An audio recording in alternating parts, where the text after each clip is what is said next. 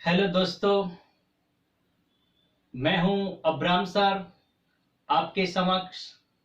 आज हम पढ़ने वाले हैं कक्षा 9 के तीसरा जो गद्य है, क्या निराश हुआ जाए। इनके लेखक हैं हजारी प्रसाद द्विवेदी जी और इनका जन्म 1907 और निधन 1979।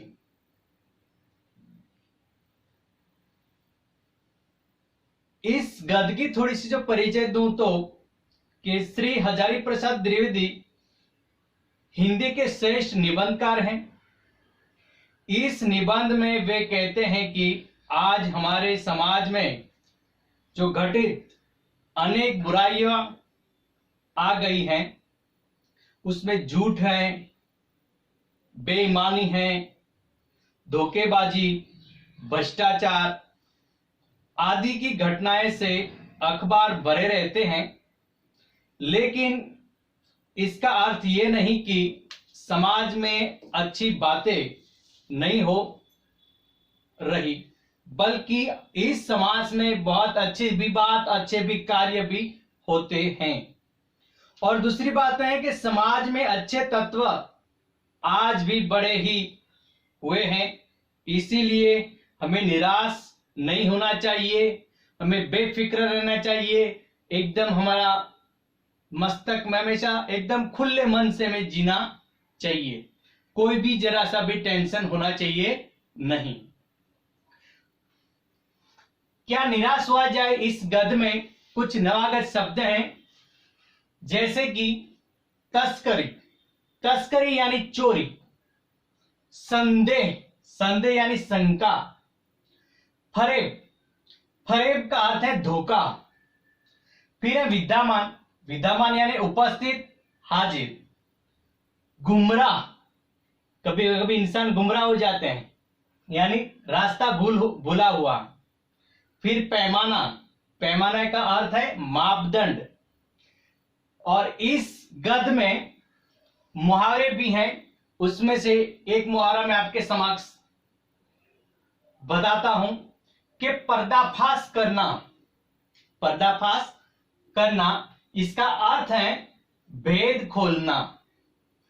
वाक्य है, वाक्य में प्रयोग करें तो चोर पकड़ा गया तो अपने या उसने अपने साथियों का पर्दाफाश किया या दिया।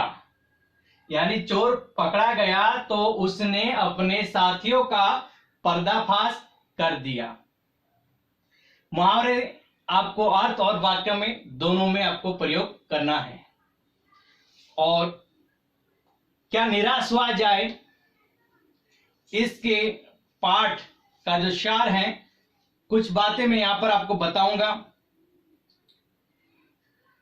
जैसे कि आज का जो वातावरण है, ध्यान से देखना दोस्तों, कि आज का वातावरण, आज एक तरफ से जो चोरी की तरफ, ठगी, डकैती, तस्करी और भ्रष्टाचार की घटनाओं का बोलबाला है। अखबार झूठी घटनाओं से भरे रहते हैं। सच्चाई क्या है, लेकिन ज्यादातर झूठी, हमेशा जो खबरों में झूठी अखबारें अवश्य मिलती हैं। ऊंचे पदों पर बैठे लोगों की चरित्र भी दोषपूर्ण दिखाई देने लगती हैं। बड़े बड़े ओहदे पर बैठे हैं, लेकिन उसमें भी कुछ न कुछ दोष उनको दिखाई देते हैं।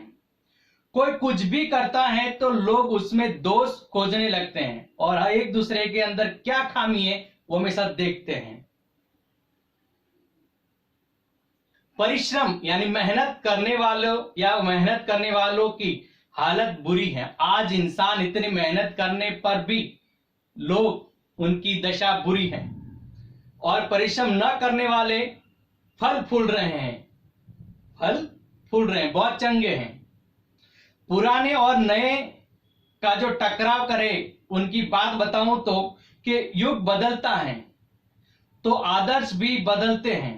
पुराने फायदे कानूनों की या कायदे कानून की जगह नए कायदे कानून आते हैं उनमें अंतर तो होता है। आज की स्थिति भी कुछ ऐसी ही है, इसमें कुछ नया नहीं है, कुछ अलग दिखाई नहीं देता, जैसा है वैसा का वैसा पुराना ही है। लेकिन हर परिवर्तन के बाद ऐसा ही होता रहता है, बार बार परिवर्तन बदलाव करने के बाद भी पुराना अभी तक चलता रहता है। भारत का जो आदर्श है, यानी भारत ने कभी कभी भौतिक वस्तुओं के संग्रह को महत्व नहीं दिया गया। जो महत्वाकांक्षी हैं उनको कोई भी इंसान उसको महत्व नहीं बताते या देते नहीं है। हमारे यहाँ अध्यात्मक को ही महत्व दिया जाता है।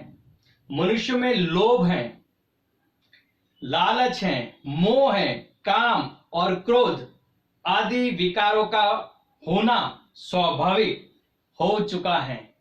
ये सब बातें हमेशा आज के समय के भारत आदर्श में ये देखा जाता है।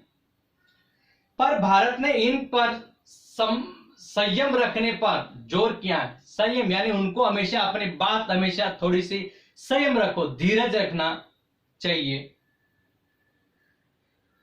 लक्ष्य की उपेक्षा का परिणाम तो आज देश में कृषि, उद्योग, वाणिज्य, शिक्षा आदि क्षेत्रों में विकास होना चाहिए, लेकिन आज इतना विकास होता नहीं है। परंतु जिन लोगों पर इनके विकास की जिम्मेदारी है वे लक्ष्य को भूल गए, और जिसकी जिम्मेदारी होती है अपना लक्ष्य क्या है, अपनी तमन्नाएं क्या है, अपनी इच्छा क्या है, वो सब भूल जाते हैं।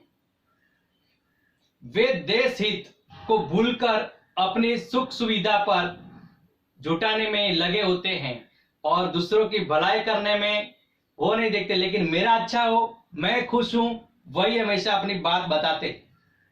भारत के पुराने आदर्श को भूल गए हैं, जो पहले का समय था और जो आदर्श के रूप में माने जाते थे, लेकिन जैसे समय बीतता रहता है वो भूल जाते हैं। पुराने आदर्श नष्ट नहीं हुए। देश में आज भी धर्म को कानून से बड़ा माना जाता है, और लेकिन आज जो कानून बनाए गए भारत में, लेकिन फिर भी आज हम उनको एक धर्म के तौर पर उनको बड़ा समझते हैं। उनमें अंदर सेवा होती है, ईमानदारी होती है, सच्चाई होती है और आध्यात्मिकता का भी मूल्य आज भी बने हुए हैं। ये सब बातें हमेशा कानून से ज्यादा इस धर्म में ऐसी बातें अवश्य देखने के लिए मिलती हैं। टिकट बाबू की जो ईमानदारी यहाँ पर बताई गई है, लेखक ने एक बार रेलवे टिकट खरीदते समय टिकट बाबू को 10 यानी उदाहरण बताते हुए अपनी जो लेखक ने अपने उदाहरण बताते हुए यहाँ पे कहा है कि लेखक ने एक बार एक रेलवे टिकट खरीदते समय टिकट बाबू को 10 रुपये की जगह 100 रुपये का नोट दे दिया, लेकिन टिकट बाबू ईमानदार थे, बहुत सच्चे थे।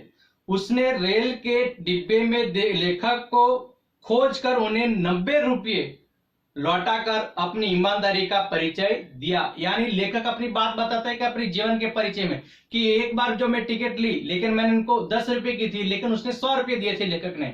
लेकिन जो टिकट काटने वाला जो ऑफिसर बाबू है, उन्होंने अपनी ईमानदारी दिखा यानी बताई कि, और वहां पर डब्बे में जाते हैं और लेखक को ढूंढते हैं और जो उनको जो बचे थे उनके 90 रुपये वो उनको दे देते हैं। ये ईमानदारी का जो परिचय दिया है।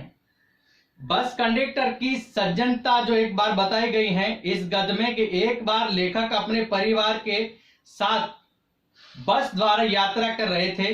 रात को जंगल से गुजरते समय बस खराब हो गई। बस कंडक्टर साइकिल लेकर चला गया। बस यात्री ड्राइवर पर अपना जो गुस्सा इतना निकालने लगते हैं कि वे अपने मारने के लिए तत्पर हो जाते हैं। लोग ऐसे मुसाफिर ऐसा समझते थे कि बस बंद हो गई है तो ये छूमंतर हो गया है, और उसका गुस्सा जो कंडक्टर है उन पर हमेशा उनका गुस्सा निकलने के लिए तत्पर हो जाते हैं। लेखक ने किसी तरह समझा बुझाकर उन्हें रोका, उनको रुकवा दिया। मारो मत, पीटो मत, गुस्सा मत निकालो।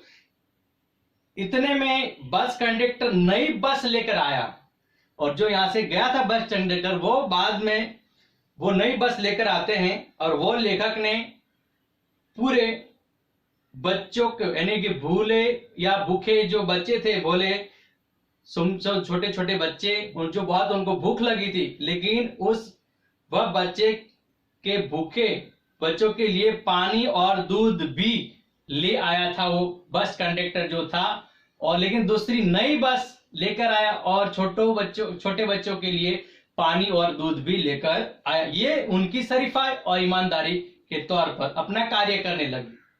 ऐसी अनेक घटनाओं की बात बताते हुए लेखक ने कहा, बहुत सारी मेरे जीवन में घटित घटनाएं हैं और ऐसी अनेक घटनाएं हैं जिसमें लगता है कि हमें निराश होने की जरूरत नहीं है। कोई भी ऐसा भी हालत हो तो, लेकिन हमें कभी भी निराश नहीं होना चाहिए और हमें कभी भी निराश होने की जरूरत भी नहीं है।